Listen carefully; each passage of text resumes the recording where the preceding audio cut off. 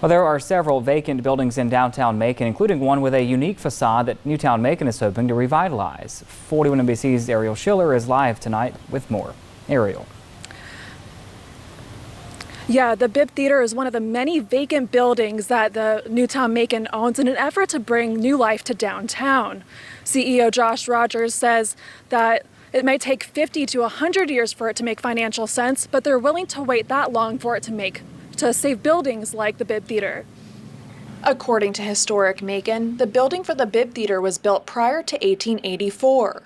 It went through several versions of a grocery business, and then in the 1930s became a string of retail stores, before eventually becoming the Bibb Theatre in 1938. Matt Chalfa, Director of Field Preservation Services with Historic Macon, says it was renovated in the 1960s with the modern facade and marquee we see today. He says preserving a building like this is important for downtown's character. There's a sort of just a practical point of how it's such a high-profile building on a high-profile street that it'd be a shame just to let it continue to be vacant or torn down just to be, an empty lot. Newtown Macon President and CEO Josh Rogers says they partnered with the Payne Anderson Foundation to buy the Bibb Theatre in 2019. The building has been vacant for 40 years, but it's so unique they felt they had to step in and save it. It was a perfect opportunity for the nonprofit sector to step in, and it may take us 50 years or 100 years to make this make financial sense, but we've got a long enough horizon to be able to wait that long to make sure the building gets saved. Rogers says there's no obvious use for the building. They've worked to stabilize it, and he says they're ready to work with the business to put it back into use. We're ready to finish it out for somebody to put it back into use.